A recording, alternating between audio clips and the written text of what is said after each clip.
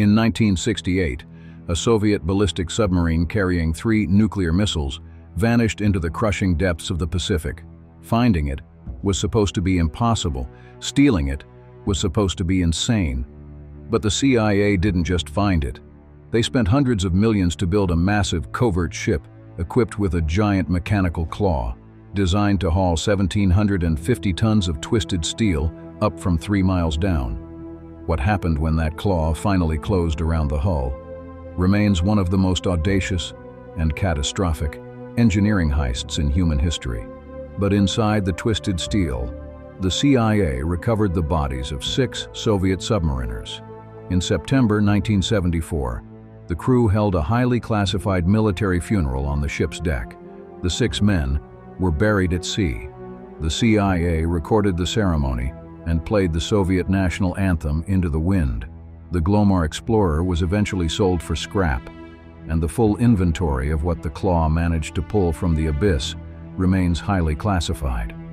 We spent a fortune to steal a ghost. But 3 miles down, in the silent, freezing dark, the remaining half of the K-129 still waits. A fractured tomb. That proved some secrets are simply too heavy to lift. The U.S. Navy knew the exact coordinates of the K-129, but knowing the location was useless without a way to reach it. The wreck sat 16,000 feet below the surface, 3 miles straight down. At that depth, water pressure crushes steel like foil. No manned submersible could survive the descent. No known cable could support its own weight, let alone the mass of a shattered ballistic missile sub. CIA program manager John Parangoski faced an impossible physics problem. The target weighed nearly 2,000 tons, and 98 dead sailors were locked inside a fractured, irradiated hull. They needed a ship unlike anything ever built. A vessel capable of dropping a massive mechanical claw to the ocean floor. It had to grab the submarine and haul it up inside a hidden internal bay. They called it Project Azorian. But building a massive salvage ship in plain sight posed a critical risk. Soviet spies monitored American shipyards closely. The CIA required a bulletproof cover story to hide the hardware. They turned to billionaire industrialist Howard Hughes. Hughes publicly announced a bold new corporate venture. He claimed he was building an advanced deep-sea mining ship to harvest manganese nodules. The cover story worked perfectly. Under the guise of corporate research, construction finished on the Hughes Glomar Explorer. The ship featured a massive central docking well known as the Moon Pool. Its floor could open directly to the pitch-black ocean below. Inside this hidden bay, engineers assembled the capture vehicle. It was a giant, multi-armed steel claw designed to cradle the shattered hull. In the summer of 1974, the Glomar Explorer finally set sail. They were heading straight into the abyss. The Glomar Explorer arrived at the exact Pacific coordinates. The ship stabilized its position directly over the wreck site. The mission was entering its most dangerous phase. They were no longer building a machine. They were dropping it into the void. Engineers began lowering the massive capture vehicle. They could not use standard cables. Cables would snap under their own weight. Instead, they used heavy steel drill pipes. Each section was 60 feet long. They had to be threaded together, one by one. The heavy segments disappeared into the moon pool. The process was agonizingly slow. The total mass hanging from the ship grew with every foot. Above deck, the central derrick shuddered under the immense strain. Inside the control room, operators watched analog gauges tick downward. The crew worked in exhausting 12-hour shifts. Every new pipe section added terrifying weight to the pendulum swinging below them.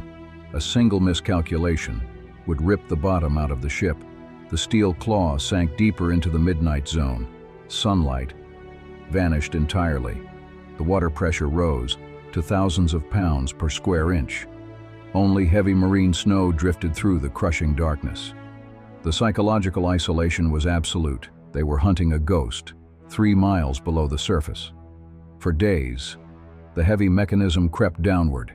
It traveled nearly 16,000 feet into the abyss.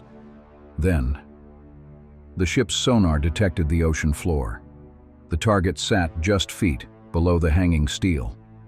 Suddenly, the claw's powerful xenon beams pierced the darkness.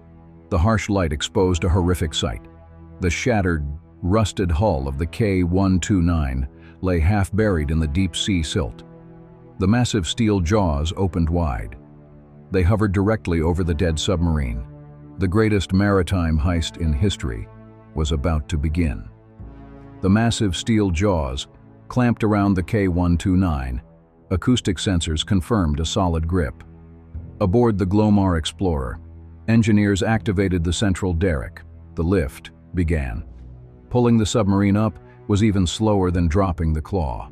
The hydraulic system screamed under 2,000 tons of dead weight. Every 60-foot section of pipe had to be hauled up and carefully dismantled. The ship fought massive Pacific swells on the surface. Every wave transferred violent kinetic shock down 3 miles of heavy steel pipe. For 2 days, the K-129 crept upward through the black water. The strain on the capture vehicle was absolute. They managed to lift the fractured tomb, 9,000 feet off the seabed. The 98 dead sailors were halfway to the surface. Success seemed mathematically certain. Then, the metal began to scream.